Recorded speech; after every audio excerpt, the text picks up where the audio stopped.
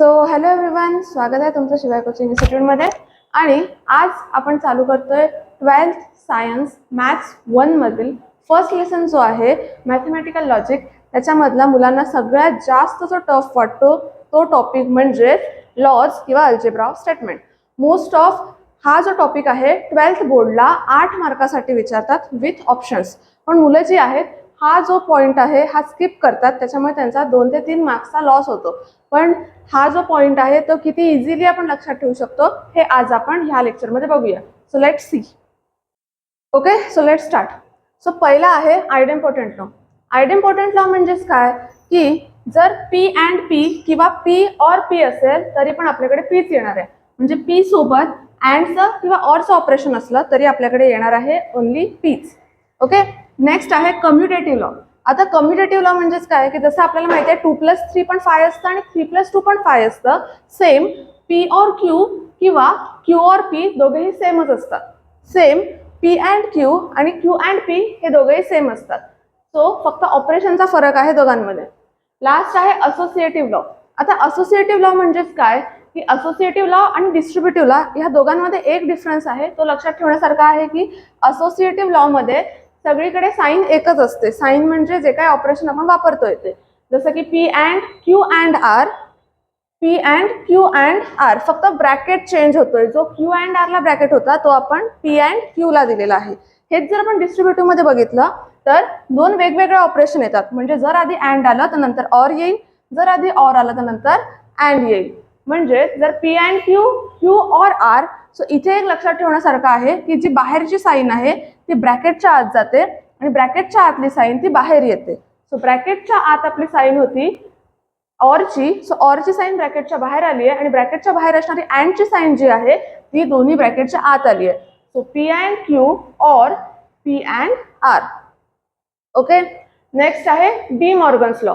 आता De Morgan's law म्हणजेच काय तर निगेशन. सो जेव्हा आपण निगेशन अप्लाय करतो पी अँड क्यू किंवा पी ऑर क्यू ला, तेव्हा निगेशन हे दोघांनाही जातं आणि जे ऑर असेल तर अँड होतो, अँड असेल तर ऑर होतो. निगेशन पी अँड क्यू दोघांनाही निगेशन लागलंय, अँडचा झालाय or. Similarly negation P or Q आहे, दोघांनाही निगेशन लागलंय, ऑरचा झाला अँड. ओके, नेक्स्ट आहे आयडेंटिटी लॉ. आता आयडेंटिटी लॉ जो आहे तो थोडा लक्षात ठेवावा लागेल, कारण इथे लक्ष द्या पी अँड टी आणि पी ऑर टी. सो जेव्हा पी सोबत अँड ला टी असतो तेव्हा पी ॲज इट इज येतो, पण पी सोबत ऑर ला टी असतो तेव्हा टी ॲज इट इज येतो. सिमिलरली पी अँड सी ला जेव्हा पी ला अँड ला सी असतो तेव्हा सी येतो आणि पी ला ऑर ला सी असतो तेव्हा पी येतो. ओके, आता ह्याच्यामध्ये लक्षात कसं ठेवायचं.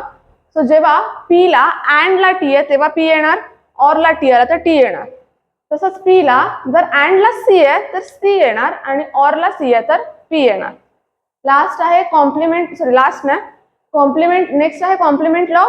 कॉम्प्लिमेंट लॉ म्हणजेच काय की जो आपल्याकडे पी आहे, पी क्यू काही असेल त्याच्यासोबत जर त्याचं निगेशन आहे, म्हणजे पी अँड निगेशन पी किंवा पी अँड निगेशन पी किंवा पी ऑर निगेशन पी. तो जर पी सोबत अँड ला निगेशन पी असेल तर आपल्याकडे सी येतो आणि पी सोबत ऑर ला निगेशन पी असेल तर टी येतो. सो इथे लक्षात ठेवण्यासारखं एक ट्रिक आहे, ती लक्ष द्या. जर अँड आहे तर सी येतोय.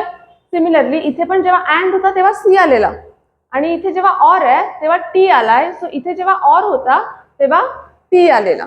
Okay, next absorption law. Absorption law म्हणजेच काय की जर P or P and Q किंवा P and P or Q असेल तर क्यू ऍब्झॉर्ब होतो आणि पी ॲज इट इज येतो. Next conditional law. Conditional law जो आहे तो सगळ्यात इम्पॉर्टंट आहे. पी इम्प्लाइज क्यू जर असेल तर, कारण हा सगळ्यात वेगळा आहे. बाकी जसं कशाला तरी कशा ना कशाला लॉजिक लागतंय पण ह्याला कशालाच लॉजिक नाही लागत आहे. सो पी इम्प्लाइज क्यू जर असेल तर पी ला निगेशन जातं ऑर क्यू, म्हणजेच जी फर्स्ट टर्म आहे त्याला निगेशन जाणार ऑर क्यू. आता हेच जर मी तुम्हाला इथे सांगितलं असतं Q implies P, so Q implies P जर बोलली तर फर्स्ट टर्म जी आहे ती आपली क्यू आहे. सो क्यू ला निगेशन लागलं ऑर पी. ओके, लास्ट आहे बाय कंडिशनल लॉ. जर डबल इम्प्लाइजचं साईन असेल तर P implies Q and Q implies P. आता आपल्याला माहिती आहे पी इम्प्लाइज क्यू काय होतं आपल्याकडे negation P or Q. So negation P or Q. आणि क्यू इम्प्लाइज पी काय बघितलेलं आपण, negation Q or P. So negation Q or P आणि मध्ये and as it is. Okay, so हे आहेत आपले बेसिक 10 लॉज, जे अल्जेब्रा ऑफ स्टेटमेंट्स याला म्हटलं जातं. आता ह्या लॉज तुम्हाला लर्न करून विदाउट ट्रूथ टेबलनी क्वेश्चन सॉल्व्ह करायला सांगतात. एक्झाम मध्ये विचारलं जातं without using truth table prove that. So आतापर्यंत आपण हे जे काही लॉजिकल इक्विव्हॅलेंट, म्हणजे जर आपल्याला इथे 3 लाईन्स दाखवल्या तर आपण टेबल ड्रॉ करायचो, P Q, negation P, negation Q, आणि ह्या साईनच्या इकडल्या आणि ह्या साईनच्या ह्या साईडचे जर दोन्ही सेम आले तर ते आपल्याकडे काय असतं, लॉजिकली इक्विव्हॅलेंट. पण क्वेश्चन मध्ये जर तुम्हाला विचारलंय विदाउट युजिंग ट्रूथ टेबल, तर तुम्हाला हे लॉज वापरायचे आहेत. आणि ट्रस्ट मी, जर तुम्ही हे लॉज व्यवस्थित केलेत तर ट्रूथ टेबल पेक्षाही इझी स्टेप्स मध्ये तुमचा लॉज मध्ये आन्सर येऊन जातं. ओके, सो आता आपण एक्झाम्पल बघूया. एक्सरसाइज 1.3 मधला क्वेश्चन नंबर 3 आहे, P or Q and P or negation Q.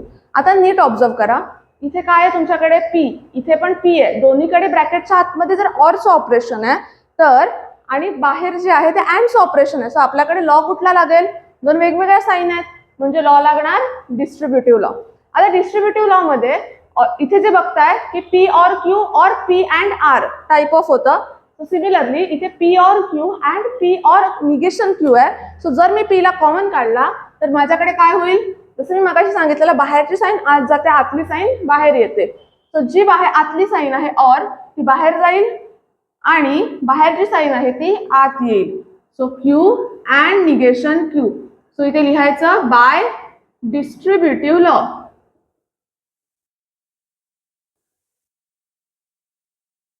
Okay, आता आपल्याला हे जे काही आहे ते अल्टिमेटली प्रूफ पी करून दाखवायचं आहे. ठीक आहे, सो आता मला सांगा क्यू अँड निगेशन क्यू. इथे आपण बघितलंय निगेशनचा कुठला लॉ, कॉम्प्लिमेंट लॉ. जर एक सिंगल स्टेटमेंट आणि पुढे निगेशन आहे आणि मध्ये जर अँडचं ऑपरेशन असेल तर आपल्याकडे येतो सी. सो बाय कोणता लॉ आहे हा, complement law. By complement law P or C. So इथे लिहिणार बाय कॉम्प्लिमेंट लॉ. ओके, आता लास्ट पी और सी. परत पी और सी चा आपल्याकडे कुठला लॉ आहे, आयडेंटिटी लॉ. जर पी और सी आहे तर आपल्याकडे अल्टिमेट काय येतं, पी. सो इथे लास्ट आला आपल्याकडे P by identity law. So हेच तुम्हाला काय करायचं होतं, प्रूव्ह करायचं होतं. So therefore hence proved. So therefore the given statement is logically equivalent. आता मला सांगा किती स्टेप्स मध्ये आलंय, फक्त 3 स्टेप्स मध्ये. मॅक्स टू मॅक्स एक 4 ते 5 किंवा 7 स्टेप पर्यंत जाऊ शकता आन्सर, जसं काय तुमचा लॉजिकल पॅटर्न दिलेला असेल त्यावाईज. ओके, सो जर तुम्ही लॉज नीट लर्न केलेत तर तुम्हाला हे जे काही आन्सर्स आहेत काढायला खूप जास्त इझी पडेल. ठीक आहे, so thank you very much and thanks for watching.